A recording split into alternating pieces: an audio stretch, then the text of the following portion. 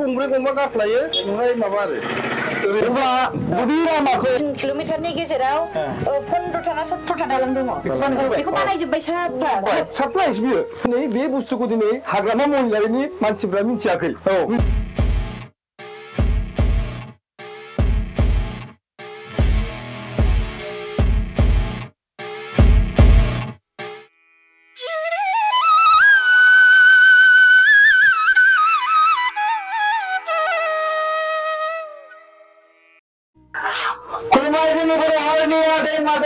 फंबाय बिनानाव लोगोसे बर' हारिनि आंगो लोगोफोर नोंथांमोना आंखौ गोख्रों खामानि मावजानो लुबैयो आरो आं गोख्रों खामानि मावनो थांगासिनो दङ दिनै आं दंफैयो देबरगाव एरियायावहाय लोगोसे बे देबरगाव एरियाया मानगोनां जोंहा लरेन्स इस्लारि सार एमएलए जोंहा बिथांनि आन्दाराव गोग्लैयो बिथाङा क'क्राझार इस्टनि बिथाङा सासे एमएलए आरो लोगोसे इउपिपिएल दलनि सासे गोख्रों दैदेनगिरि नाथाय आं दिनै जायनि न'खराव दंफैयो बै सुबुङा इउपिपिएल दलनि गोबां खामानि मावगासिनो दङ आरो बिथाङा देबरगाव ब्लकनि सासे जिएस दा आङो बिथांमोननि जि दैदेननाय सरकार बिथांमोननि जि पार्टी बिथांमोना बुङो गोबां खामानि मावनायफोरखौ खोन्थायो रायजो राजाफोरा आंखौ बुङो बिथांमोननि खामानि मावनायखौ आंनो जोंनो देखाय जों नायनि बिथांमोननि खामानि मावनायखौ स' बेनिखायनो आङो इउपिपिएल दलनिफ्राय सासे दैदेनगिरि जाय देबरगाव ब्लकनि जिएस मानगोनां मानदों अशोक गयारि बिथांखौ आं कन्टेक्ट खालामदोंमोन आरो बिनि गेजेराव बिथाङा टाइम होगोन होननानै बुंदों आं बिथांनि न'आव दंफैयो दायो आरो बिथांखौ आङो दिनै बे एमपि इलेक्सन नि जा माने जानो गोनां जे बिथांमोनहा मा बिदि साखाफारा बेनि सायावहाय आरो आं बिथांखौ आर'नाइजों बरायग्रोगोन स' बिथां औ कल खालामनाया दायो जे एमपि इलेक्सन डेट डिक्लेयार खालामबाय स' दिनै नोंथांमोना साखाफारा जाखाबाय केन्डिडेटखौबो होनानै स' नोंथांमोनहा डेभेलपमेन्ट नोंथांमोननि एरियायावहाय बिनि सोमोन्दै नोंथाङा मा बुंनो सानगोन फार्स्टआव गिबियावनो आङो जोंहा फंबाय प्रकाशखौ आङो धन्यबाद होयो मानोना आंनि न'सिम फैनानै खौरां लाफैनायनि थाखाय मानोना दिनै जयन्त बसुमतारी सार देरहानाया खारदां जोंनि नैबे एनडिए जिथु कैंडिडेट जितु यूपीपीएल आरो बीजेपी आरो एजेपी जितु एलायंस जि कैंडिडेट डिक्लेयार खालामदों आरो बे क'क्राझार लकसभानिफ्राय देरहानाया खारदां बुंनो हायो जे जयन्त बसुमतारीया देरहागोन होननानै नाथाय नोंथांमोना देरहागोन बुंनायजोंल' जानाय नङा डेभेलपमेन्टखौ देखायनांगोन नङा होमबा स' डेभेलपमेन्टखौ नोंथाङा दिनै मा देखायनो सानदों नोंथाङा दिनै आंनि समस्थियाव दंफैयो देबरगाव माने देबरगाव समस्थियाव आरो बे समस्थिया जोंनि बारग'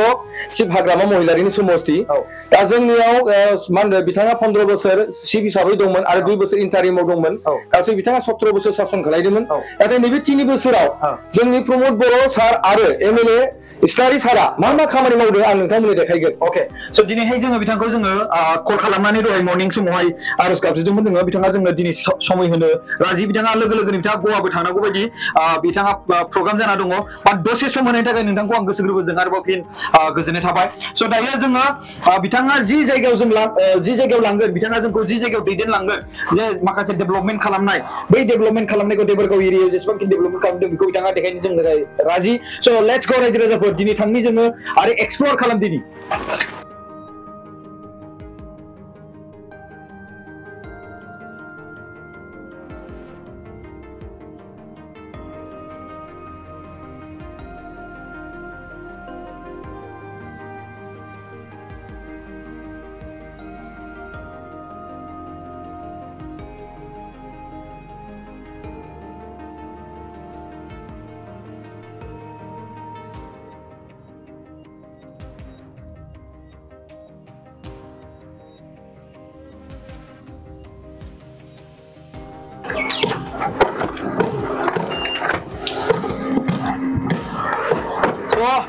मानगोनां रायजो राजा नोंथांमोन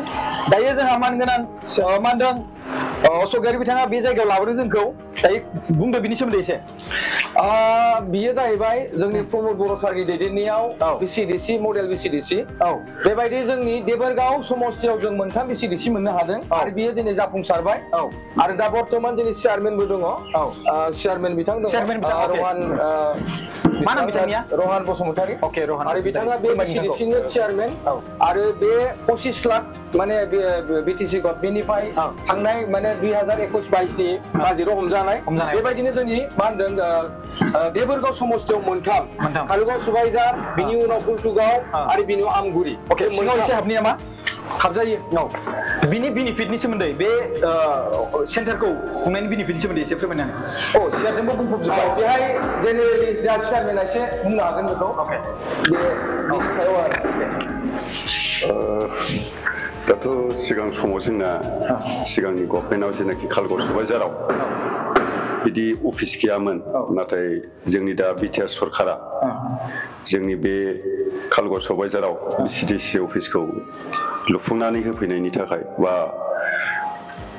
बिसिडिसि अफिसखौ दिबाव सेंसन खालामनानै लुफैना होबाय बिनि थाखाय बे ओनसोलनि जानानै आं गोबां बिटिआर सरकारनिसिम गोबां साबायखर बावहरो आरो अके स' दायो बेबायदि मा होनदों डेभेलपमेन्ट मोननानै रायजो राजाफ्रा माबायदि रिएक्सन होदों दा रायजो राजाफ्रा मोनसे समाव गोदाव सोराव बिसिनि माखासे समनि माने खुनु मोनसे स्थायि जायगा गैयालासिनो माने ओनसोलनि माखासे समस्याफोरखौ बा ओनसोलनि माखासे डेभेलपमेन्टनि खामानि मावनायाव जोबोद उसुबिदामोन नाथाय नैबे समाव दा नैबे बिसिडिसि अफिसावनो जों गासैबो अफिसियेलि खामानिखौ रायजो राजाफोरनो लेंहरना जों जथुमलायनायनि सावरायनायनि गेजेरजों डेभेलपमेन्टखौ मावफुंनाय जायो आरो इलेक्सन सफैगासिनो दं नोंथांमोननि एरियायाव नोंथाङा जेरै चेयारमेन हिसाबै मा बुंनो सानो नोंथांनि रायजो राजाफोरखौ दा जोङो सानो नैबे एमपि इलेक्सन समाव फ्राय मेक्सिमाम जोंनि बे कालगड़ सबाइझाराव सिगांनि बायदि परिबेस गैला दा बयबो गोजोन सान्थिखौ हास्थायग्रा सुबुंजोब आरो बिनि थाखायनो देग्लाय बिटिआर ओनसोलनि जे सान्थि आरो जौगानायखौ नोजोर बोनानै जोंनि जेनाखि एमपि बिसायख'थि फैगौ जयन्त बसुमतारी बिथांनोनो होगोन होननानै बयबो सानलायनानै दं अके स' टाइमा गोबां जोंहाबो खम नङा होमबा जोङो गोबां जायगायाव गिदिंगोन जोंहा मानगोनां अशक गयारि आरो जोंखौ गिदिंना लानो थागोन बेवहाय जोङो मोनसे फार्स्ट एग्जाम्पल जोंनो देखायबाय बेवहाय डेभेलपमेन्टखौ लानानै जों दा बिनिफ्राय दोरोदनो नाजागोन बेवहाय नोंथाङा जोंहा बेयाव भिडिअखौ खेबनानै होनो हागोन जे बेसेबांखिनि बाजेटनि आरो सोर बेवहाय नुजाथिदोंमोन श्री लरेन्स इस्लारि सार बिथाङा एमएलए क'क्राझार इस्टनि बिथाङा बे 8 नभेम्बर 2023 आवहाय बेखौ इन'ग्रेसन खालामदों नङा होमबा आरो नलेज फेस्टिभेलबो बिनि उनाव खालायदों नै बावैसो नलेज फेस्टिभेलाबो अलरेडि ओरै नायनो हागोन फ्राय खामानिया माने जागासिनो दङ बेबो बावैसोनि उनावनो सक्सेसफुल महर मोनगोन बियो Bodoland knowledge centre Bodoland knowledge centre नै आरो डेभेलपमेन्ट बावनाय दे जागासिनो दं सोलिगासिनो दङ स' दायो देबरगावआव बिराद डेभेलपमेन्ट जागासिनो दं आरो नोंथांमोना बे 2 बोसोरनि गेजेराव गोबां बेबायदि डेभेलपमेन्टखौ नुनो मोनगोन जायहाव हाग्रामा महिलारिया साननो हानाय नङा 70 बोसोराव बिथाङा जिबायदि जोंनाव डेभेलप खालामनांगौमोन नाथाय प्रमद बर' बिथाङा बे 5 बोसोरावनो बिनि मा होनदों 60% खामानिखौ मावनानै देखायनो नागिरदों स' बिनि बेनिफिटआ मा जागोन बे नलेज फेस्टिभेलनि माने नलेज सेन्टारनिया फेस्टिभेला जाहैबाय नलेज सेन्टारा नलेज सेन्टारा जाहैबाय गोबां जोंनि रायजो राजाफ्रा दासिम जोङो माखासे मा होनदों टेक्न'लजिनि प्रब्लेम दङ दा बेहाय फैनानै बिथांमोना साख्रि बाख्रिनिफ्राय लानानै बे मोनफ्रोमबो बिथिंखौ बिथांमोना बेयाव खबर लाफैनो हागोन आरो बेहाय जोंना स्टाफ थागोन चेयारमेनजों लोगोसे थाफागोन बेबायदि आरो दा ओंखायनो बिनि गेजेरजों गोबां जोंनि जाम्बा जाम्बि गामिनि माने एकदम जायफ्रा लेखा फरा रोङा बिथांमोनाबो बे नलेज सेन्टाराव फैनानै गोबां बाथ्राफोरखौ बिथांमोना बुजिना लानो हागोन मिथिगोन आरो इनफरमेसन आरो जोङो डिसि अफिसाव थांनांगौनि प्रयोजन गैला मानोना बे नलेज फेस्टिभेल नलेज सेन्टारा जानाय लोगो लोगोनो गोबां नलेजखौ जों बेहाय लानो हासिगोन आरो साख्रिनिफ्राय लानानै डेभेलपमेन्टनि खोथानिफ्राय लानानै स्किमनिफ्राय लानानै बेसेबां बाजेट बियो 10 लाख एराउन्ड 10 लाख गासै जोंनि मा होनदों मोनफ्रोमबो बिसिडिसिआव बिसिडिसि वाइसआव मोनसे जोंनाव गासै 13टा बिसिडिसि दङ 13टा जोंनाव बिसिडिसिआव 13टा आरो नलेज सेन्टार 1 crore 30 लाख अके स' जों दायो नेक्स्ट जायगायाव थांबावनोसै नोंथाङा बबे जायगायाव लानो दा जोङो लामा जोंहा चेयारमेना देखायगोन लामा बिथांनि बिसिडिसिआव बेसेबां डेभेलपमेन्ट जादों जोङो दा स्टार्ट कालुगाव सुबाइझार बिसिडिसिनिफ्राय जोङो देखायलांगोन आरो बेबायदिनो जों 13टा बिसिडिसिआव मा खामानि जादों नोंथांनो जों दिन्थिलांगोन बेयो आं बुंनाय बाथ्रा नङा होमबा दा हाग्रामा महिलारिनि मानसिफ्रा बुंगासिनो दङ खुनु प्रमद बर'आ जेबो खामानिखौनो मावाखै लरेन्स रायना जेबो खामानि मावाखै बिथांमोना दिनै नायदो नोंथांनो जोङो फेस टु फेस नङा होमबा देखायनोसै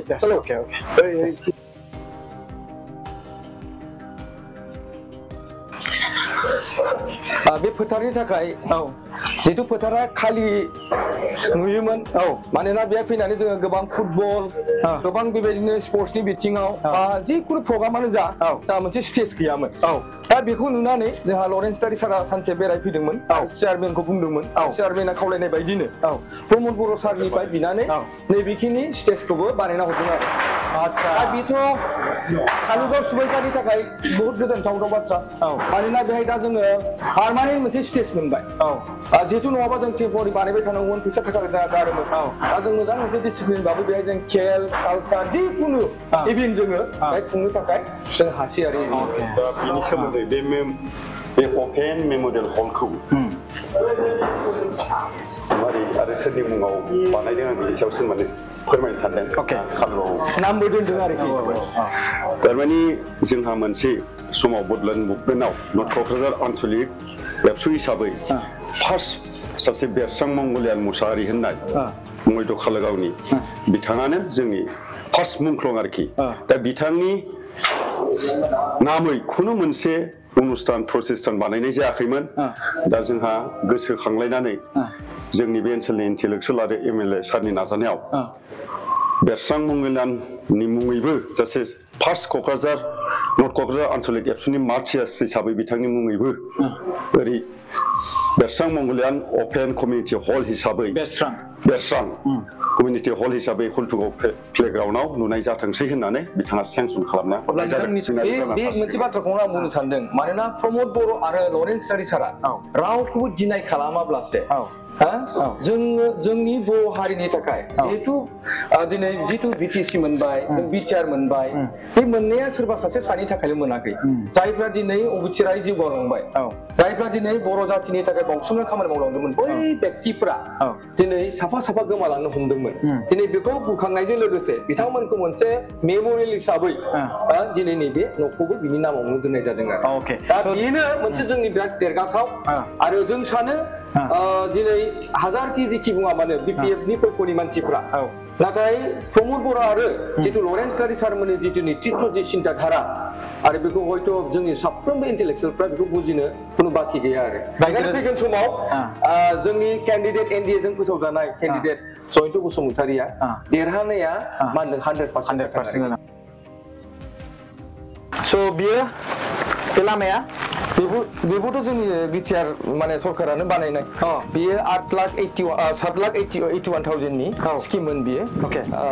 दा नायदो बेबायदिनो फिसा फिसाबो मोनसे सिसि ब्लक जेराव रायजो राजानि थाबायनो थाखाय उसुबिदा जादोंमोन दा बे उसुबिदाफोरखौ जोंनि चेयारमेनफोरनि नेतृत्वआव आरो बेफोर दायित्वफोरखौ जोंनि चेयारमेनफोरनो होनाय जादों बेनिखायनो जोंनि साफ्रोमबो चेयारमेना जिरायनानै थायाखै गोदोनि बायदि बिथांमोननि चेयारमेनफ्रा जाख्ल' जुख्ल' खालायोमोन खिन्थु दानि चेयारमेनफ्रा जोंना बेबायदि खुनु जाख्ल'नाय गैया खामानि मावदों आरो नोंथांमोना जेनुइन नुनो मोनगोन दिनै नुदों नैबे जों थाबायनाय लामाया आरो बिथांमोना माखौ बुंबाय थादों होसिग्राव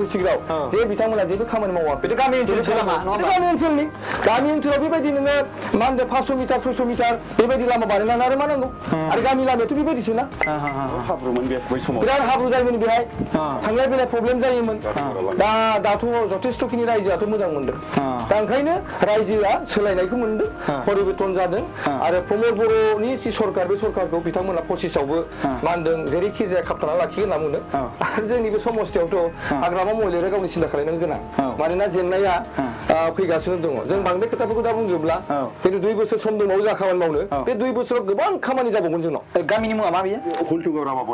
रामा बस्ति अके स' जों मोनसे लामा आरो मोनबावबाय डेभेलपमेन्ट गासै जों मोनब्रैयानो जाबाय आरो जों गिदिंबावगोन सानख' हायै बिथाङाथ' बुंदों गोबां दङ खोन्था दिनै सानसेयाव फोजोबनोथ' हानाय नङा बे बाथ्राखौ बुंदों नाथाय जों जेसेबांखिनि हायो बिथाङा जोंनो देखायगोन जों नै बेहायबो गोदान मोनसे अंगनबादि सेन्टार बानायनाय बेबायदि सानथ्र' हायै बहुत खामानि जादों बे 3 बोसोराव बेखायनो जों धन्यबाद होगोन जे प्रमद बर' सारनि जि सिन्ताधारा जोंहा लरेन्स स्टारि सारनि जि सिन्ताधारा आरो जोंनि जि एनडिए सरकारनि जि सिन्ताधारा बियो डेभेलपमेन्टनि थाखाय फ्राय माने बेबायदि खामानि मावबाय थानायखौ नुनो मोनदों नैबे बानायनाया ना अंगनबादि सेन्टारमोन जोबोद गाज्रि अबस्थामोन सिगाङाव गैयामोन दा जोंनि सरकारनि नाजानायाव मोननो हाबाय गासै बियो 25 लाखनि 25 लाख 25 लाख बादि एकदम बरिया बेबायदिनो गोबां जानो गोनां दंबावो माखासे जाखांबाय बुंख'नो हाया आरोखि सिगां समाव जेरोखोम अबस्थामोन बे ओनसोलनि गथ' गथायफोरनि जेनाखि फरायनायनि थासारिया नाथाय दिनैहाय नैबे जोंनि बिटिआर सरकारनि अननायजों जेनाखि मडेल अंगनबादि 25 लाखनि बे ओनसोलाव माइनावफोर गुदि फरायसालिनि होनायाव मोननायाव बे ओनसोलनि मानसिफ्रा गोबां गोजोननाय मोनबाय आरो बेखौ जाखांनायनि उनाव आरो मोनसे माने ओरैबायदि थासारि फैगोन आरोखि बे ओनसोलाव डेभेलपमेन्ट आरोखि आरो नोंथांनि बिसिडिसिनि आन्दारावनो आरो मोनसे सुइस गेट बायदि सुइस गेट जोंहा बानायनाय दङ जों बाखिखौ नायनो थांला मानोना टाइमबो जाया गतिके जों लास्ट माने सुइस गेटखौ नायसिगोन सुइस गेटखौ नायनानै जों गुबुन बिसिडिसियाव थांसिगोन दा ओंखायनो बे सुइस गेटखौ जों देखायनो नागिरदों आरो प्रकाश फंबाय दङ सुइस गेटखौ नायदो आरो गोबां बेबायदि नायनांगौ दं खिन्थु जोङो देखाया बांद्राय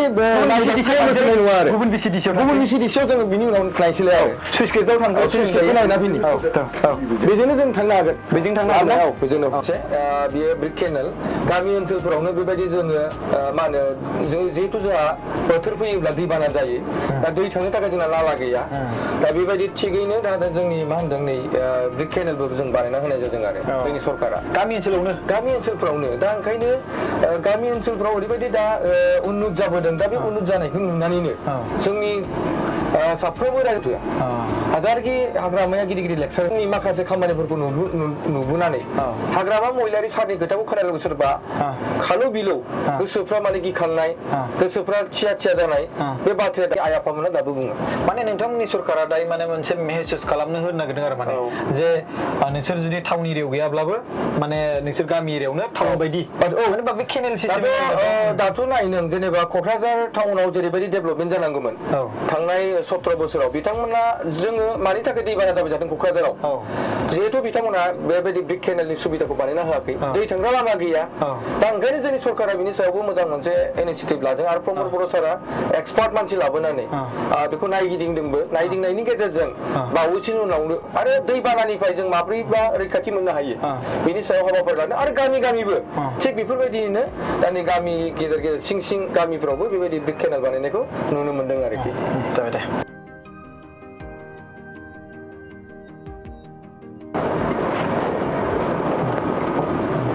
थौदो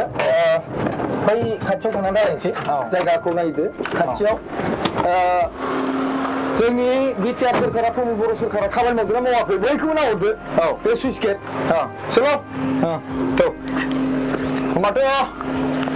बिराद गिदिर सुइस गेट माथो इयो येस बुहुद गिदिर माने बे ओनसोलनि जेनाखि बे दैनि दारैनो बे इरिगेसननि दारैनो बे ओनसोलनि बाय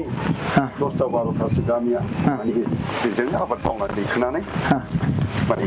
न'खर संसार खालामनायाव एखे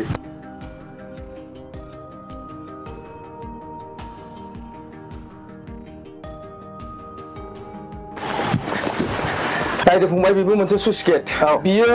6 कौटिनिबो बारा 6 कौटि 6 कौटिनिबो बारा दा नुदों नों बिराद मोजां ओमफ्राय बेखौ दासिम एनेरेक्सन खालायथ'वाखै जोङो नैबे एमसिसि जोबनायनि उनाव बेखौ एनेरेक्सन खालायगोन दा बेखौ दस्राफ्रा नुवाखै बेबायदिनो सिं गामि सिं गोबां बेबायदि मोजां खामानि मावगासिनो दङ बेथ' मोनसे बिराद गिदिर जोंनि थाखाय कन्टेन्ट जाबाय सारप्राइज बियो आं बेखौ नों साननानै ला मानोना दिनै बे बुस्थुखौ दिनै हाग्रामा महिलारिनि मानसिफ्रा मिथियाखै नुवाखै मानोना जोङो देखायाखै मानोना जोङो नुदोंबाबो बिथांमोना नुयिबायदि जानानै दं दा ओंखायनो दिनै नों फैबाय खबर लाफैबाय बेखौ देखायना हो रायजोनो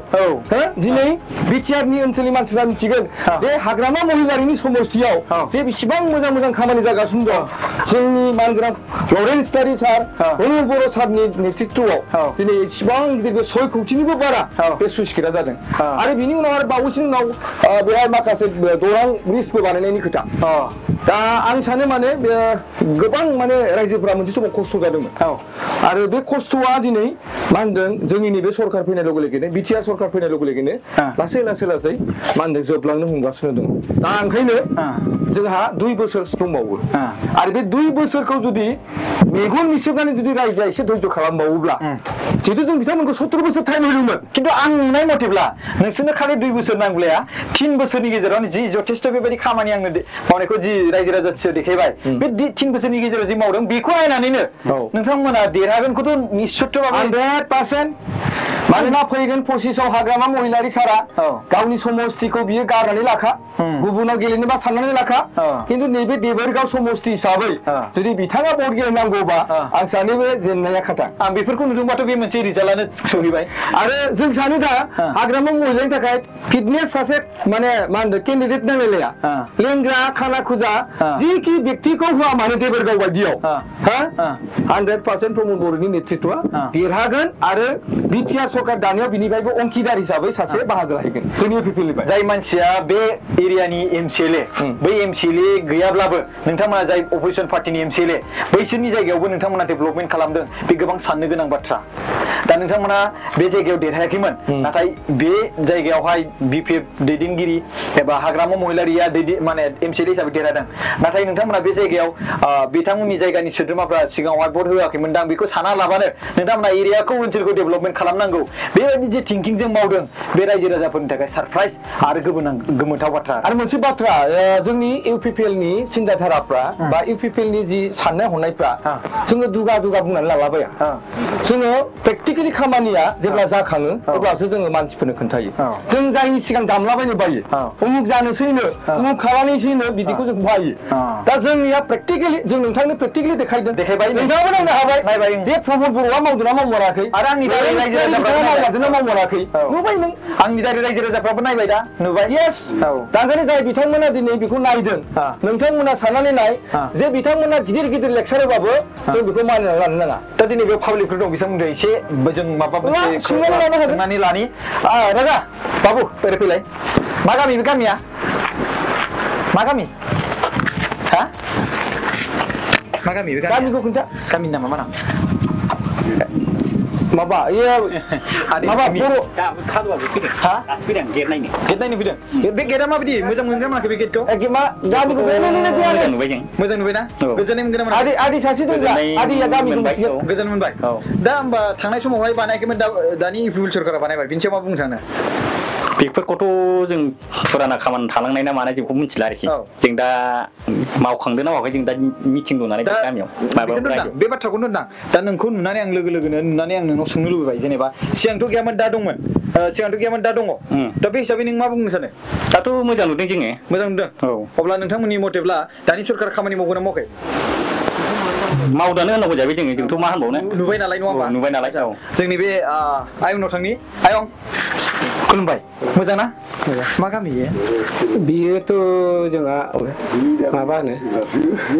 जोंनि बे मयनाजार ना नोंसिनि एरियायाव आं गोबां गिदिंदों लामा आरो बिनि गेजेरावहाय माखासे सेन्टार बेबायदि बानायखौ नुदों नाथाय आं नैबेखौ नुनानै सारप्राइज जादों एफा खम बोसोरावनो बेबायदि डेभेलपमेन्ट खालामदों गोसोआ माबायदि मोनदों मोजां मोनदों ना ओमफ्राय दा बेजों नोंथांमोनहा बेनिफिट माबायदि मोनगोन जोङो बेनिफिटआ प्रत्येक बोसोरावनो बे फुराना सुइस गेटजोंनो जोङो कृषकआ आबाद मावनानै जागासिनो दङ दा बै डेमेज जानाय हिसाबै दा बेखौ दानि सरकारा गोदान माबा हरदों बे हिसाबै दा बेखौ मावदों जों बे दैजोंनो डेभेलप जागोन आरोखि ओमफ्राय दैबाना जायोमोन नामा बेयाव दैया जायो बाना माझे बिराद इमारजेन्सिमोन ना इमारजेन्सियानो माझे फ्लाद जायो दा बे सुइस गेटखौ नुनानै दाथ' फैगासिनो दं एमपि इलेक्सन नङा होमबा आयं स' बे हिसाबै नोंथांमोना बे सुइस गेटनि थाखाय सोरनो भट होगोन इउपिपिएल ना बिपिएफ बेयो बोथोर सफैबासो बुजिसिगोन बोथोर सफैबासो अके स' होमबा नोंथांमोनहा जेब्ला इलेक्सननि सम सफैगोन अब्ला बै समाव साननानै होगोन आरो नाथाय दायो नोंथांमोना बेखौ मोननानै गोसोआ गोजोनदों अके थेंक इउ स' माच जों बेयाव सफैबाय माखासे रायजो राजाफोरखौ जों नुदों बेयाव लोगो मोनदों ओमफ्राय बिनि गेजेराव खायसेया गोजोननाय मोनदों नाथाय आं सोंदों बिसोरनाव जे भटखौ सोरनो होगोन स' बिथांमोना दासिमबो कनफिउजन आरो लोगोसे केमेरायावबो माखासे सुबुंफ्रा सोरनो भट होनो सोरनो भट होआ बेखौ अपेनलि बुंनो एसे गोब्राब मोनो स' माखासे खोथा थायो स' बे हिसाबै नाथाय बिथांमोननि जि बुंनाय राव बिथांमोना बे सुइकेटनिफ्राय माखासे आबादथिलि मावनो थाखाय बेनिफिट मोनगोन बे बाथ्रा बुंदों नैबे आयंआ स' जों थांसै आरो गुबुन मोनसे बिसिडिसियावहाय लेट्स गो औ फैदो गुबुन बिसिडिसियाव थांसै आंथ' मा होनो दहाय आङो 6 कौटिनि एसे बारा होनदोंमोन खिन्थु 7 कौटि औ 2022 आरो 23 माने इयारनि आरोखि गुबुनफ्रा नङाबा गुबुन एसअपिडियाव नङाबा ओरैबायदि बियो गोदान स्किम इलाय जोंना मान गोनां मा होनदों एलएससि मा होनदों 30 नं क'क्राझार एसटी कनस्टिट्युन्सियाव जोंहा एमएलए नि नेतृत्व जानाय बे 7 crore औ 7 हलटुगाव सुबायजार होनना बुङो बेखौ स' जों दायो बै जायगानिफ्राय जोङो गुबुन जायगायाव थांनो होननाथ' बुंदोंमोन बारु बेखौ जों नायनानै जोङो माने प्राइसखौ नायनानै आरो बे डेभेलपमेन्टखौ नायनानै गोसोआ गोबां गोजोनबाय नैबे बिसिडिसियाव जों नेक्स्ट बिसिडियाव थांबावनोसै चलो जेसेबां थाखो खथा बे खथाखौ गोदान बिल्डिं कनस्ट्राक्सन जोंनि एमएलए नि थ्रु फैनाय बेहाय नुनो मोनगोन आरोखि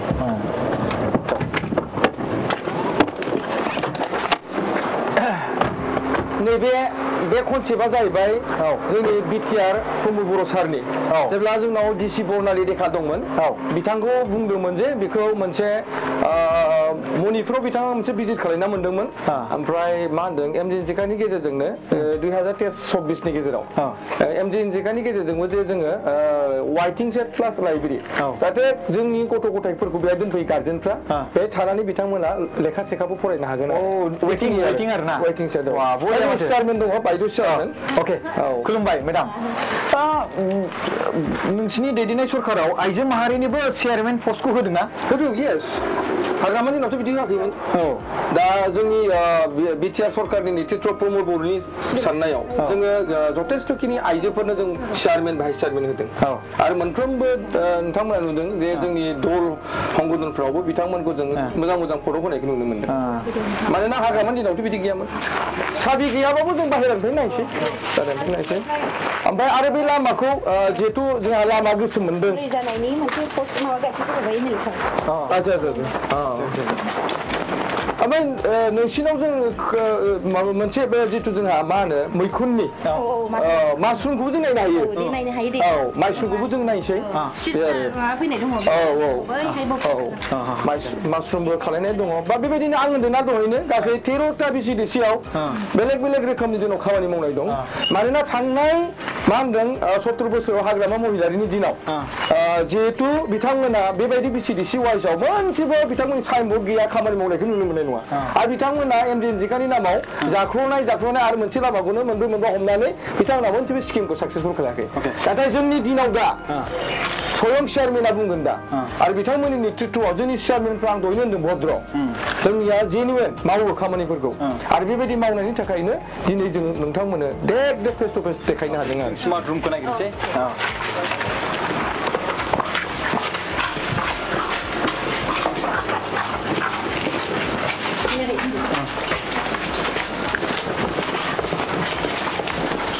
दा नायदो बेखौनो दा जोंहा माखासे हाग्रामा सारनि फैख'नि मानसिफ्रा अर्थात बिपिएफ हान्जानि दैदेनगिरि नेताफ्रा बुंबाय थायो जे प्रमद बर'आलायनो जेबो खामानि मावाखै नायना लादो नोंथाङा आच्छा बे स्मार्ट रुम जाहैबाय आच्छा बेनि सोमोन्दै एसे मेडामा खोन्थानानै होबानो जाबाय दिनै जोंनि बद्रामपुर बासबारि बिसिडिसिनि सिङावनो थानाय मोनसे जोंहा बासबारि स्कुल बे स्कुलाव जोंनो माखासे जोंनि बिटिआर गभर्नमेन्टआहाय नायै जोंनो स्मार्ट क्लासरुम होफैदों दा बे स्मार्ट क्लासरुमखौ मोननानै जोंनि बे स्टुडेन्टफ्रा जोंनि बासबारि एरियानि स्टुडेन्टफ्रा ओरैबायदि माबा जादों मेन्टेलिटि माबाफ्रा सोलायजोबनाय जादों आरोखि माने अनलाइन क्लास मोनो अनलाइन क्लास मोनबाय ओमफ्राय बै मेथ्सफोरखौ माखौ बेहायनो साननो हाबाय आरोखि फोरोंनाय जाबाय औ ओमफ्राय बेहाय लेपटप दङ आरो माबा दङ टिभि गिदिर दङ आरो फारसेथिं सलार दङ बेसेबां गिदिर बिदि इन्टारनेट दङ दा बेखौ सामलायनाया नैबेनो सामलायोमोन जोंना बे रन्जय नार्जारि बिथाङा बेनो सामलायो आरोखि बेहाय दा मोनायावबो बेहाय माखासे डिउटिनि फैयो मायो बिथाङानो सामलायो आरोखि साबिखौथ' दहायनो बुंहरबा मोननोबो हागौमोन ओमफ्राय दाथ' गैयानदां सोरनिबा आखायाव थिग दं जों मालाबा साराबो बिसमुरिनसो ना मालाबा नायसिगोन आरो ओमफ्राय जों खोनानो मोनदों ओमफ्राय बेहाय जिहेतु जोंहा स्कुल मोनफ्रोमबो क्लासरुमखौ फोसाबनो थाखाय एमएलए निफ्राय जितु बेखौ हमनाय जादोंमोन बासबारि स्कुलखौ नङा होमबा जाजोब्बाय रुमफ्रा जाबायानो बबे बैथिंबो मोनसे दङ स्मार्ट क्लासरुमा बेहाय बायह्रायावहाय ओमफ्राय सिङाव खिन्थु मोजां साजायनाय दा बाहाय आरो एमएलए सारा मोनसे बिल्डिं खालामनो थाखाय फाउन्डेसन गायनानै दङ बैथिंहाय आरोबाव नायनो हागोन आरो बे वालाबो बिनो हरनाय वालाबो ना अके आच्छा ना बेखौबो नायबावनि नोंथांमोननि दैदेननाय सरकार खामानि मावनाय डेभेलपमेन्ट बेखौ एकदम एक्सप्लर खालामजोबनोसै माने दा बेखौ माबा बुङो जोंहा बासबारि बद्रामपुर माने बिसिडिसि होननानै बुङो बिथाङा आइजोब्लाबो जिरायनानै थायाखै मानोना इउपिपिएलनि मानसिफ्रा मावथि गोजाखा दा ओंखायनो बिथाङाबो आइजो हिसाबै गावनि न'खर बांफोरखौ दोननानैब्लाबो हौवाफोरा जेरैबायदि खामानि मावनांगौ बिथांमोना एकदम हौवाफोरजोंनो समान समान फेर फाथिना खामानि मावनायखौ जों नुनो मोनो आरो इउपिपिएल दोलोआ माने आइजो माहारिनोबो चेयारमेन पस्टखौ होयो आं बेखौ माने खोनानो चेयारमेन मेम्बार पस्ट दंखायो मेम्बारबो दं आरो माखासे चेयारमेनल' नङा मानोना नोंथांमोनानो क'क्राझारनि मिउनिसिपाल बर्डनि जिथु जोंना चेयारमेना चेयारपारसन हिसाबै प्रतिमा ब्रह्म बायदेवआनो बेबो दङ होमबा आरो बेबायदि गोबां जों एग्जाम्पल होनो हायो खिन्थु जों बेखौ मोनसे समाव बिपिएफनि दिनाव नुवाखैमोन बेबायदि खुनु आइजो मानसिखौ बेबायदि गिदिर बिबानाव होनानै खामानि मावनायखौ जों नुनो मोनाखैमोन आरो मानोना बिथांमोना बै समाव आइजोफोरखौ एकदम गाहायावसो दोनोमोन आरो आन्दोआवसो दोनोमोन बिथांमोना नैबेनो वालबो गासिबो वाल खालायदों ओमफ्राय बिल्डिंआ बिथिं गायगोन गोदान बिल्डिंआ बेहायनो जागोन आरोखि अके नै मानगोनां रायजो राजा नोंथांमोन आरो बेखौ प्रमद बर' सारानो फैदों आरो लरेन सारनि प्रेजेन्ट बासबारि हाइ स्कुल अके नै माबा डेटआबो 5/3/2024 आरो गायसननाय जासिगोन आरो नङा होमबा आङो बे बाथ्राखौ बुंनो सानदों मानगोनां जोंहा इउपिपिएल दोलोनि गोख्रों दैदेनगिरि बेनो जाबाय जोंहा मानदों अशक गयारि आदा बिथांजों जों गिदिंनानै गोबां डेभेलपमेन्टखौ जों नुनो मोनदों क्र'रनि खामानि लाखनि खामानि जों बेखौ नुनो मोनदों आरो लोगोसे बे एक्सपिरियेन्सखौ आं मोननानै गोसोखौ बिराद गोजोननाय मोनदों दायो आइजो माहारि जों चेयारमेन नुदों बिथांखौ जों लोगो मोनदों नैबे बासबारि स्कुलावहाय आरो बेवहाय मानगोनां मानदों लरेन इस्लारि सारा गोबां खामानि मावदों दैदेननाय जोंहा मानगोनां प्रमद बर' सारनि दैदेननायावहाय वालखौबो बिथांनि दैदेननायाव जाफुंदों आरो नै बिल्डिंबो बेवहाय गायसनदों नै मानगोनां मानदों प्रमद बर' सारनि बेवहाय नुदों दायो जोङो बबे जायगायाव जों थांबावगोन दायो जोङो दा बे बिसिडिसिनि आन्दारावनो जिहेतु जोंहा प्रथम जेब्ला सरकार दाजेनदोंमोन 2021 अब्ला जोङो मा होनदों गुडविलनि नामाव मा होनदों 12 कोटि थाखा जितु लामा हरदोंमोन बे लामाखौ बिथांमोननि बिसिडिसियावबो गोलैदों बे लामा गोसोमखौ नायनो हागोन अब्ला बेखौ नायनोसै नायनो हागोन गोलाव नैबे लेट्रिन बेयो पिनार्जिनिफ्राय मोननाय बेबो पिनार्जिनिफ्राय बिटिआर गभर्नमेन्टनिफ्राय गोबां डेभेलपमेन्ट जादों माथो बेसेबां डेभेलपमेन्ट देखायबावनो सानखो नों जोंनो गोबां माने सानख'नो हाया बेखौनो मा होनदों बिपिएफनि मानसिफ्रा रायजो राजाफोरखौ भुवा मोनसे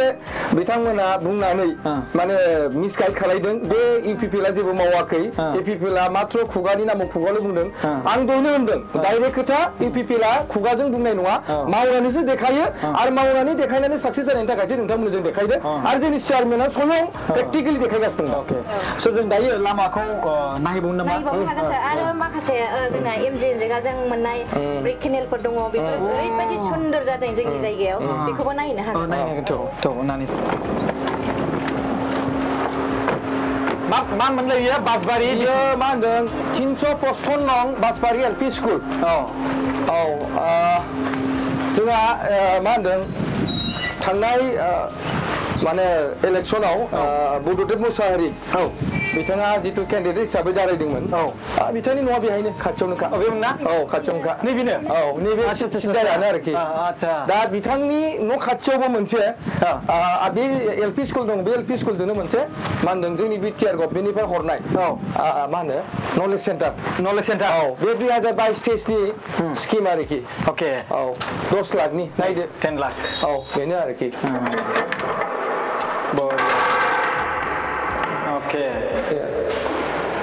दा बेबायदिनो गोबां माने डेभेलपमेन्ट जादों आरो बेनि सायावथ' आङो माने गोजोननाय दङ बिरादनो आरो जोंना माबाया बिटिआर सरकारा माने बाहाय गासै बिसिडिसियावनो सासे माने थें फाख्रि होननाय सासे मोनसे आइजोखौ सायख'हरदों दा बे थें फाख्रि आइजोआ बे न'आवनो थानानै नलेज सेन्टारावनो थानानै बियो माखासे अनलाइन खामानिखौ मावगोन माने सोरबा आइजोआ माने रेशन कार्डनि माबा मोनसे प्रब्लेम नामा बेखौ बे अनलाइनजोंनो बे हरगोन बै आइजोआ दा बे जोंनि जायगायाव माने जोंनि बिटिआर गभर्नमेन्टआ ओरैबायदि सुबिदा होदों जोंनो दा जों बिराद गोजोननाय दं आरोखि माखासे आइजोफोरनि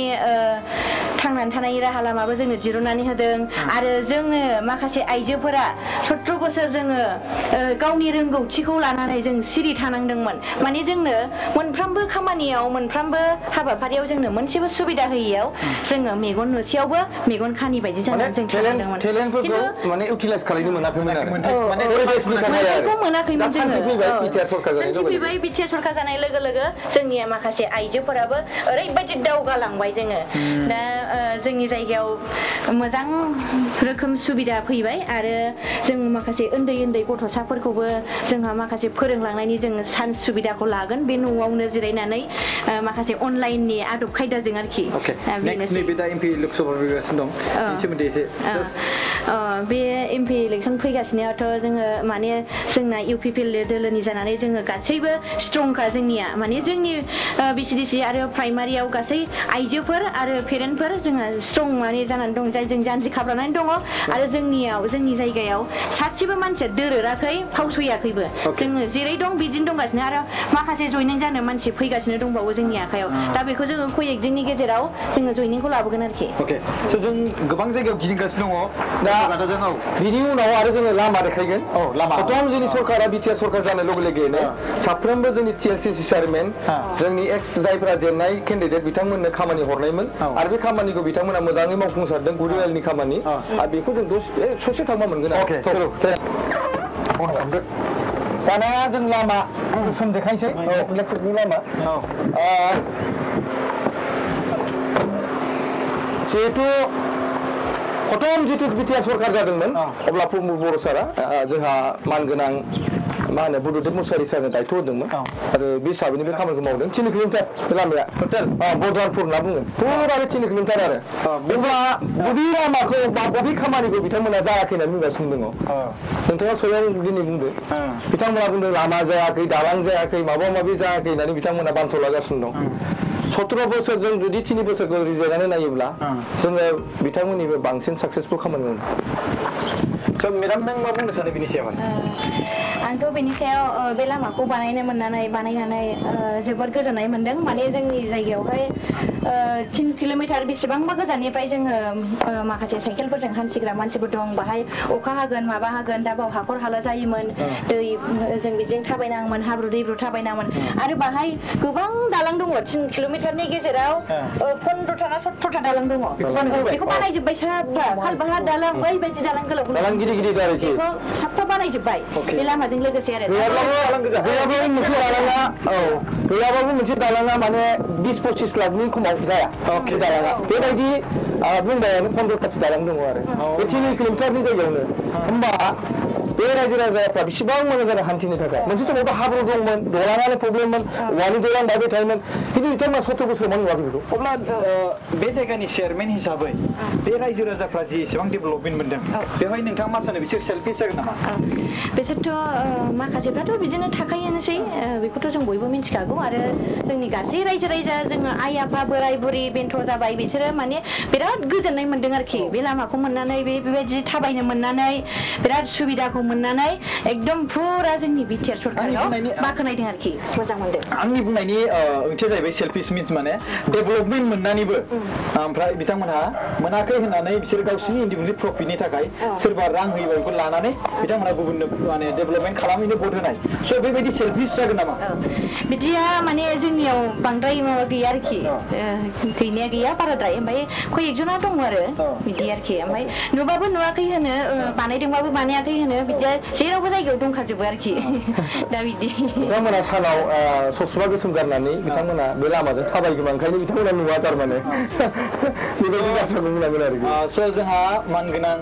अशक गियारि आदा जों गिदिंबाय नैबे बिसिडिसियाव जों एबार नेक्स्ट बिसिडिसि थांगोन नेक्स्ट जों बिसिडिसि एबार थांगोन जोङो माने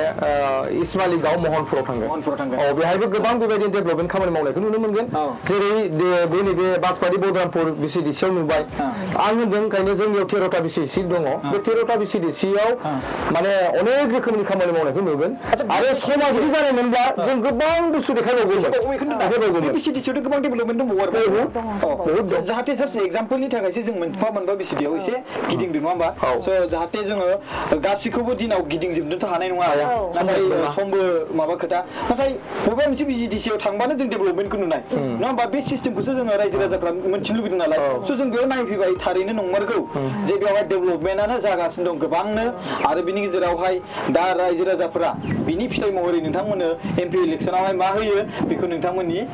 माने खाफालाव दंसै आरो दाथ' जोंथ' नुबाय डेभेलपमेन्टखौ गोबां डेभेलपमेन्टखौ मावदों बे लामा 3 किल'मिटारावनो 15टा दालाङा देमालि बाथ्रा नङा आरो बिनि स्कुल गायसननाय स्मार्ट क्लास बानायनाय आरो बिनि गेजेराव बिजिडिसिनि बायदिसिना सेन्टार नलेज सेन्टार दङ मोनसे साब सेन्टार ओंखारबावबाय बेसेबां गिदिर होफैबाय आरो होमबाथ' नायदो बिराद डेभेलपमेन्ट अब्लाबो जों नायथ'ला दायो जों मिथिखाबाय बेवहाय गोबां आरो डेभेलपमेन्ट जादों होननानै जों नेक्स्ट बिसिडिसियाव थांसैलाय नेक्स्ट बेबो मोनसे नलेज सेन्टार बियो इस्माइलिगाव महनपुर बिसिडिसिनि आन्दाराव बेबो 10 लाखनि मोनसे नलेज सेन्टार बेबो जोंनि मानगोनां चिफ सारनि अननायाव 6 फाइनान्सनिफ्राय हरनाय 6 फाइनान्स कमिसननिफ्राय बे आरोखि दा बेबायदिनो जोंनिया गासै 13टा बिसिडिसि दङ 13टा बिसिडिसियावबो जों मोनफ्रोमबो बिसिडिसियाव बेबायदि जोङो मा होनदों नलेज सेन्टार हरनाय जादों मानगोनां रायजो राजा नोंथांमोन जों दासिमहाय मोनथाम बिसिडिसि गिदिंबाय ओमफ्राय बे मोनथाम बिसिडिसि गिदिंनायावहाय जोंहा मानगोनां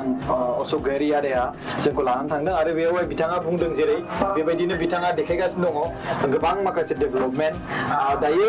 बिथाङा नैबे जायगायावनो माबा मोनसे डेभेलपमेन्ट देखायबावनो सानदों दा बे डेभेलपमेन्टखौ जों बेयाव नुबावबाय नायदो बेनो जाबाय मा होनदों नलेज सेन्टार दा मोनफ्रोमबो जाय मानसिफ्रा मा होनदों आइजो माहारि बा सोरबा आनइडुकेटेड फरायनाय गैयै बिथांमोना माखासे अनलाइननि सोमोन्दै मिथियाबा बेयाव फैनानै सुबिदा मोनगोन आरो थेंफाख्रि होननायनि माबा मिसनबो दं नामा बेयाव बिनि दारै साख्रिबो मोनगोन बेवहाय मानसिफ्रा रायजो राजाफ्रा नलेजबो मोनगोन आरो साख्रिबो मोनगोन बरिया बेबायदि हाबाफारि दा आरो जोंनि सरकारा मोजां मोनसे खामानि मावगासिनो दङ मोनफ्रोमबो बिसिडिसियाव जोङो सानै जोङो मा होनदों एन्ट्रि खालामनो नागिरदों सासे जाहैबाय कम्पिउटार एसिस्टेन्ट आरो सासे जाहैबाय जोङो सेक्रेटारि जिहेतु सेक्रेटारि जायोब्ला जोंना पन्सायत बायदि जासिगोन दा बे बुस्थुआ अलरेडि जोंनिया बे बिला अलरेडि जोङो स्टेट गभर्नमेन्टनि मा होनदों कमिसनारनाव दंहैयो कमिसनारा जेब्ला बेखौ एप्रुभ खालामना हरगोन अब्ला बिटिआरनिफ्राय जों आरो मोनफ्रोमबो बिसिडिसियाव जोङो जेसेबां बिटिआर ओनसोलाव बिसिडिसि दङ बेहाय जोङो सानै जोङो साख्रि सोनो हागोन दा बे बिराद गिदिर मानोना बेबायदि बाख्नायथाव खामानिखौ दिनै जोंनि प्रमद बर' सारा मावगासिनो दं जुदि नोंथांमोननि डेभेलपमेन्ट ब्लकआव बिसिडिसि 13टा दंबा अब्ला नोंथांमोना जोङो 26 जन मोनगोन 26 जन गथ'फ्रा जोंना इंगेज जागोन जोंनाव जायफ्रा दिनै माने फरायसा फरायसुलिफोर दं लाइमोनफोर दं जायफ्रा दिनै फरायनानै बिए पास जाबाय जायफ्रा एमए पास जाबाय एमएसि दं बिकम दं बेबायदि गथ'फ्रा दिनै साख्रि मोनगोन आरो बे फरायसाफोरा माने बेहाय एप्लाइ खालामनो हागोन दा जोंना नैबे बुस्थुआ बाजेटआ जानाय लोगो लोगोनो बिनि सायाव मोनसे इन्टारभिउ लागोन आरो बिथांमोना बुंगासिनो दं जोंनि सरकारा जेबो साख्रि बाख्रि मोनाखै नोंथांमोना दाख्लैसो नुदों जोङो मा होनदों सेकेन्ड आरो थार्ड ग्रेडनि साख्रि अलरेडि होनायखौ नङा होमबा आरो दाख्लै जोङो बावैसो सिगां फरेस्टाराव गासै 612 जन जोङो फरेस्टारफोरखौ अलरेडि माने फरेस्ट डिपार्टमेन्टबो साख्रि होनाय जादों आरो बेबायदिनो जोंनाव इरिगेसन डिपार्टमेन्टआव 4,000निबो बारा माने जोंनि प्रमद बर' सारानो जितु माने बे डिपार्टमेन्टखौ नायो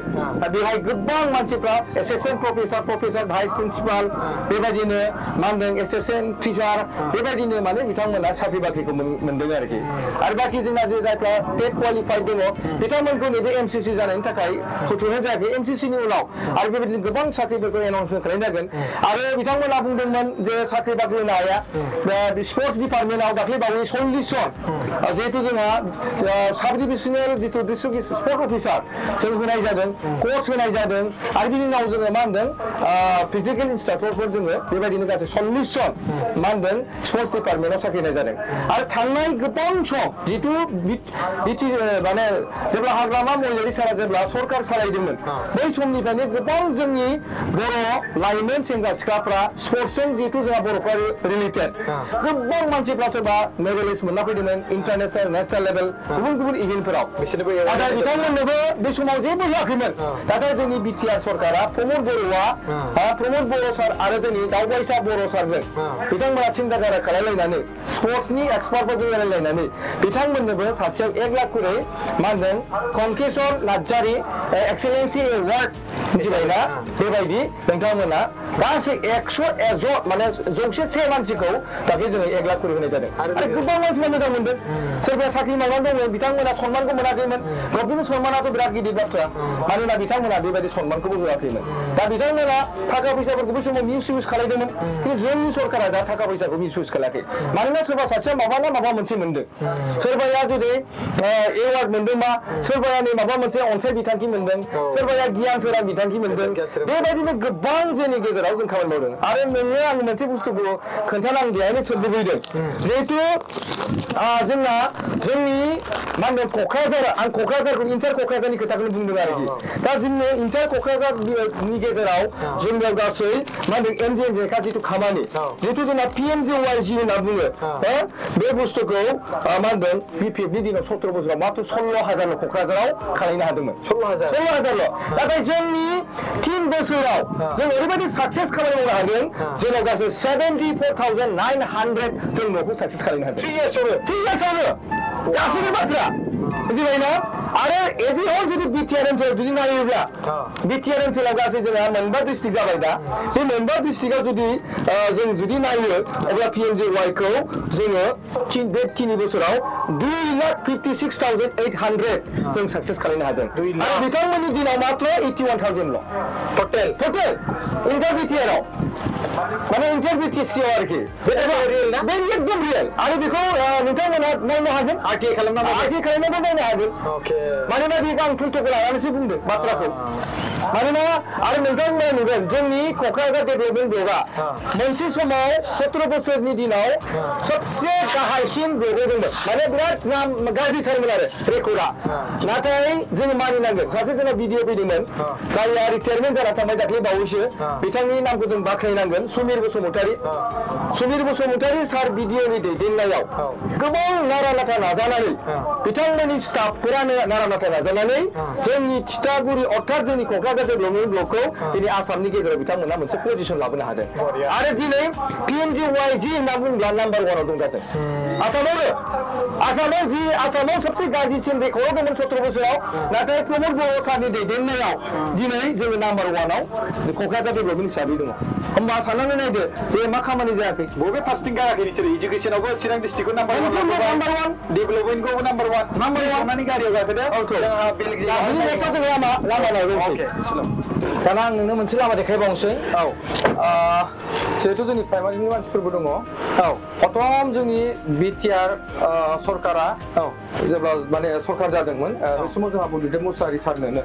बे लामाखौ मावनो थाखाय दायथ' होदोंमोन आरो स्किम जादों माने सिगाङाव बिपिएफनि दिनाव खेबथामसो जादों ना खिन्थु जोंनि दिनावसो बे लामाया स्किम जाबाय ओरैनो ट्रेक्टर गंब्रै गंबा गाफ्लायो ओमफ्राय माबा आरो ओरैनो गावसोरनो जायफोर लाबोदों बिसोरनो जाजोबो आरो बिपिएफनि समाव खंब्रै खंबायानो जादों स्किम जानाया मावाखै गैयाब्लाबो 6 किल'मिटार जागोन 6 किल'मिटार बेनिफ्राय ओरैजाय बे लामाया नेसनेल हाइवे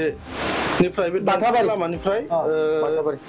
बे हाग्रा जोबजासिम नयनं माइनावपुर बिसिम जादों गासै 6 किल'मिटारसो दङ लामाया आरो बेनिफ्राय बे लामानिफ्रायनो ओरै गावस्रानाय ओरैजाय देखा दामब्रा ओरै बासबारि बद्रामफोरजों थांनानै ओरै एकदमबारे सेलेखा मोनहैयो आरो बे लामाया सिगाङाव बेयावहाय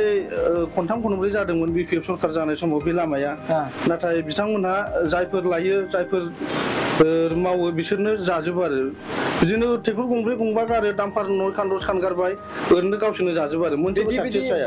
माबा खालामना हो बिदि खालामनानै 17 बोसोरफ्रा बे लामाखौ बिपिएफ सरखार जानाय समाव लामायाव थाबायनो बिराद खस्थ' मोनदों आरो रायजो राजाया बिराद खस्थ' लामा सिन्देल खुनानै थाबायनांगौ गारि बाइक थांनो बिराद खस्थ' आरो थांनाय फैनाय हान्थिनायाव बिराद खस्थ' जायोमोन आरो दा नैबे समाव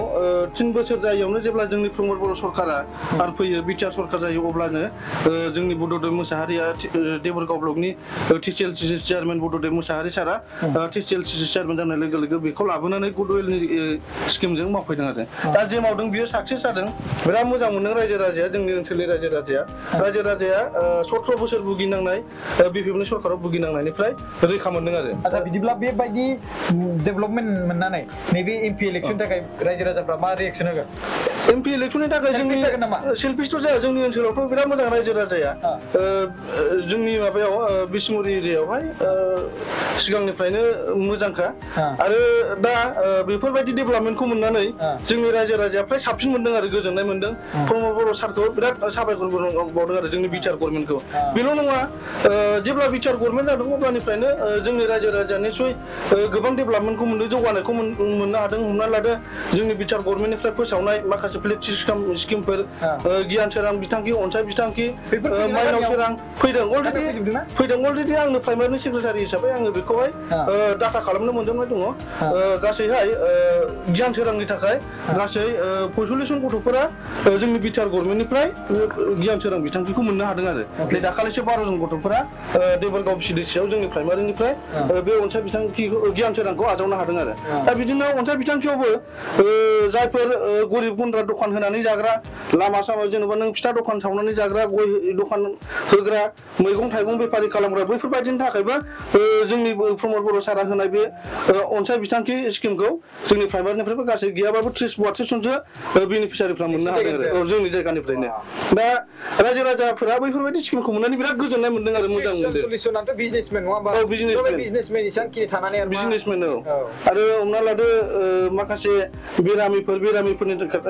थाखायबो जों रग निर्भर फोसावदों जोंनि प्रमद बर' सारा बेफोरखौबो जोङो जा हायो बिटिआर गभर्नमेन्टनिफ्राय जोङो हेल्प मोनदों आरो जोङो हेफाजाब होनो हादों आरो जोंनि प्राइमारि हिसाबै एसेबांखिनि डेभेलपमेन्ट जोंनो दिनैनि दिनाव सानसेयाव देखायबाय ओंखामबो उखैनाय मोनबाय रायजो राजाफोर एकदमबारे आरो आंनि टिमाबो आंजों थाफाग्रा फंबायमोनाबो ओंखाम बिराद उखैनाय मोनबाय जों दिनै दोनथ'नोसै नामा मा दोनथ'नो गोबां प्राइमारिफोर दंबावो मानोना बेखौनो जों बुंनो नागिरबाय थायो जे बिपिएफआ बुङो जे खामानियानो जायाखै स्वयं नोंथांमोननो आङो प्रेक्टिकेलि देखायबाय आरो बे लामाया 6 किल'मिटार बे लामाखौ आंबो मिथिनायाव खेबब्रैसो जादों थांनाय लास्ट जेब्ला बार मोनदोंमोन बिसोरो मा होनदों 80 लाख ना 90 लाख थाखा सेंसन जादोंमोन जायबो बिथांमोना मोननैसोल' अन्थाइ माबा माबि गारनानै बे लामाखौ बिथांमोना आबदाल लायाखैमोन नाथाय जोंनि सरकारा फैनाय लोगो लोगोनो बेखौ माने गुडविलनि स्किमनि गेजेरजों बे लामाखौ कमप्लिट बानायना होदों आरो रायजो राजाफ्रा मोजां मोनदों ओंखायनो आं सानो जे फैगोन समाव हाग्रामा महिलारि सारा माने गेलेयानो साबसिन होननानै आं सानो आरोखि मानोना बिथाङा हगारना होनाया साबसिन इउपिपिएलनो मानोना बे ओनसोलाव इउपिपिएलखौ मोजां मोनग्रा मानसि रायजो राजाफ्रा दङ आरो गोदोनिफ्रायनो डाबल पिनिफ्राय लानानै पिसिडिआरनिफ्राय लानानै नैबे जोंनि इउपिपिएलसिम गोबां रायजो राजाफ्रा साक्रिफाइस खालामदों जातिनि थाखाय बावसोमदों दा ओंखायनो आं निस्सय सानो बे साहा ओनसोलावथ' गासैबो मा होनदों इउपिपिएलनि सापर्टार गोजाखा मानोना बेहाय माने खुनु हाग्रामानि मानसिफ्रा बहुत खम एसे एनै दङ बिथांमोनाबो जोंजों जइन जागासिनो दङ मानोना जोङो बिथांमोननि बिसिडिसियावनो जों गासै 150 जननिबो बारा जोंहा एनडिबि सेंग्राफोर दंमोन जायफ्रा बिपिएफ इउथफ्राव थाग्रा सेंग्राफोर दंमोन बेबायदिनो जोंहा एनएलबि थाग्रा सेंग्राफोर दंमोन बेबायदि बिथांमोनखौ लानानै स्वयं जोङो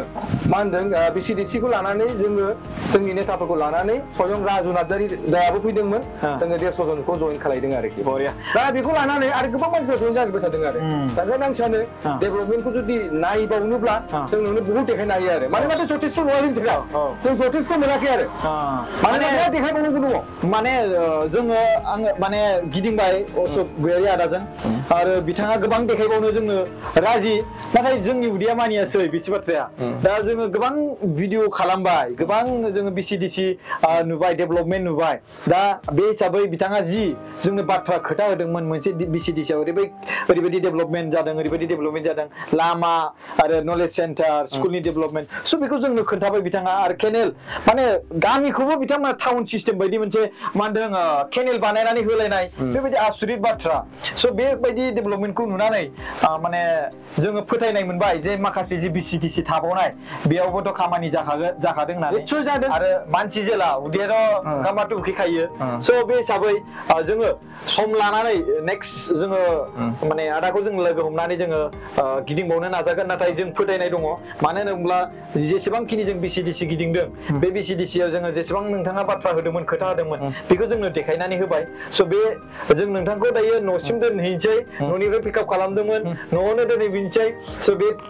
दिनैनि जि टुर अशोक गयारि आदाजों बे टुरा गोबां मोजां जादों आरो नोंथाङा जोंनो लाख क्ररनि बाजेटनि खामानि मावनायखौ जोंनो देखायबाय बांसिन देरसिनानो मोनसे बेनिफिटआ जाबाय बे मा होनदों सुइस गेट बे मोनसे बिराद गिदिर माने रायजो राजाफोरनि थाखाय आबादारिफोरनि थाखाय मोनसे बेनिफिट माने गोनां बाथ्रा जोङो बेखौ नुनानै गोबां गोजोननाय मोनदों आरो बे लामायाबो 6 किल'मिटार होनो नामा स' बेबायदि गामि सिङाव एफा क'क्राझार टाउननि इसिबां बिथोर गामि इयो हाग्राबारि मा बेसेबां गोजान दं हाग्राबारियालाय मा होनदों 2-3 बिनिफ्राय आरो 3 किल'मिटार अब्ला बेबायदि जायगायावनो जुदि एसेबांखिनि डेभेलपमेन्ट गामि ओनसोलाव खालामोब्ला होमबाथ' रायजो राजाफ्राथ' सेल्फिस जानो हानो माने सेल्फिस जानो मोननाङा आरो दा बिथांमोना जाय मानसिया डेभेलपमेन्ट खालामदों बिसोरखौ निश्चित हिसाबै बिथांमोना भट होगोन खोमा दाथ' नोंसिनि खाफालाव दंसै आरो नैबे एमपि इलेक्सन थाखाय आं दा बेखौनो खावलायदों आं दहायनो होनखादों जोंनि साफ्रोमबो चेयारमेन जोंनि साफ्रोमबो बिसिडिसिनि मा होनो मेम्बारफोर आरो जोंनि प्राइमारिनि मानगोनां प्रेसिडेन्ट सेक्रेटारि बिथांमोना ओरैनो जिरायनानै थायाखै जोंनि व्यक्तिफोरा बुजियो दायित्वखौ बिथांमोना ससियेल वार्कार बायदि खामानि मावो मानोना सिगांनि चेयारमेनफ्रा गावसोरखौनो बाबु बायदि न'आवनो थानानै बिथांमोना थाखा फैसा लायोमोन आरो बिथांमोना प्रेक्टिकेलि फिल्डआव खामानि मावामोन रायजो राजानि खाथियाव बिथांमोना मालाबाबो थाङामोन नाथाय जोंनि सरकारनि नेताफोरा जोंनि सरकारनि दैदेनगिरि चेयारमेनफोरा एकदम थाङै सोङै स्किमफोरखौ जासियो मानोना दानि दिनाव नुदों मोनसे चेक जानांगौब्ला गोबां जों थांलाय फैलाय अफिसाव थांनांगौ जायो नाथाय न'आवनो फैनानै जोंनि पार्टिनि नेताफ्रा थाङै फैयो थाइसेबो थाखा गारनो नाङा अब्ला बेबायदि सोलायनानै मोननानै आरो माखौ बिथांमोना माने सोलायनाय जायाखै प्रमद बर' बिथाङा जेबो मावाखै हाग्रामा महिलायाबो मावदों आं दहायनो मोनसेल' सिम्पल फर एग्जाम्पल बाथ्राखौ बुंदों जे बिथांमोननि सरकारनि दिनाव PMGY बेसेबां जादोंमोन आरो दानि जोंनि 3 बोसोरनि सरकारनि दिनाव बेसेबां PMGY जादों बे खोथाखौबो अंकखौ आं नोंथांनो खोन्थाखाबाय दा ओंखायनो आं सानो मा होनो फैबाय थानाय समाव आं बिनि गेजेरजोंनो मोनसे मेसेज होनो नागिरदों जे जोंनि देबोरगाव ओनसोलाव थांनाय 17 बोसोराव हाग्रामा महिलारि सारा मा होनदों बिथाङा खोब खामानि मावदोंमोन मा होनदों 30% खामानि मावदोंमोन नाथाय जोंनि सरकारनि दिनाव दा प्रमद बर' आरो लरेन सारनि नेतृत्वआव जोङो बे 3 बोसोराव गैयाब्लाबो जोङो 40% खामानि मावनानै देखायदों आरो 2 बोसोराव जों सानदों बे 40 खौ आरो प्लास खालायनानै बोरै जों 80 लांनो हायो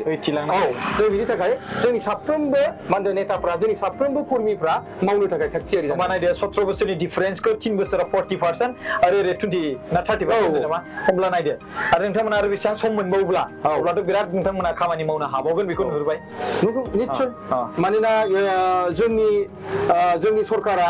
बाथ्राल' नङा बुंनायजोंल' नङा जाय जेखौ जोङो इलेक्सनाव खोथा होदोंमोन बाथ्रा होदोंमोन बे बुस्थुफोरखौ जोङो फारि फारि मावदों आरो बिथांमोना बुंदोंमोन जे सेल्फ हेल्प ग्रुपनो फैसाखौ होआखै 75,000खौ नाथाय जोङो बेखौ मोनसे नाम होदों माइनाव सोरां बिथांखि होननानै बेहाय जोङो मा होनदों खेबथाम किस्ति होनाय जायो 25,000 खेबथाम किस्ति 75,000 नों दा फार्स्ट प्रथम फेसाव जों होदोंमोन 3,800नो आरो दाख्लै जोङो सेकेन्ड फेसाव जोंनि मा होनदों तिनिआलियावनो जादों तिनिआलि सारिआलियावनो जादों 6,000 सेल्फ हेल्प ग्रुपनो होदों गासै नोंथांमोना 3,000 800 जों प्लास 6000 माने जों दाजाबोब्ला जों जायो 9800 सेल्फ हेल्प ग्रुपनो मा होनदों जोङो 25000 करि मा होनदों होनाय जादों आरो नैबे इलेक्सननि उनाव आरो जों थार्ड फेजनि थाखाय आरो बेबायदिनो गोबां सेल्फ हेल्प ग्रुपनो होगोन नाथाय बै समाव आरो सेल्फ हेल्प ग्रुपनो अकल बे फैसा होनायल' नङा बिथांमोना ट्रेक्टर मोनदों सोरबाया मिसिन मोनदों गोबां नोंथांमोना नुगासिनो नङा होमबा अब्ला बे मोनसे समाव सेल्फ हेल्प ग्रुपखौ बिथांमोना मात्र बिसिनि एकाउन्टफ्राव 1000 2000 सोनानै बिथांमोनखौ थगायदोंमोन नाथाय जोङो प्रेक्टिकेलि जों होदों चेक होदों आरो बेनो मोनसे प्रुफ जे प्रमद बर'आ रियेल सासे हिरो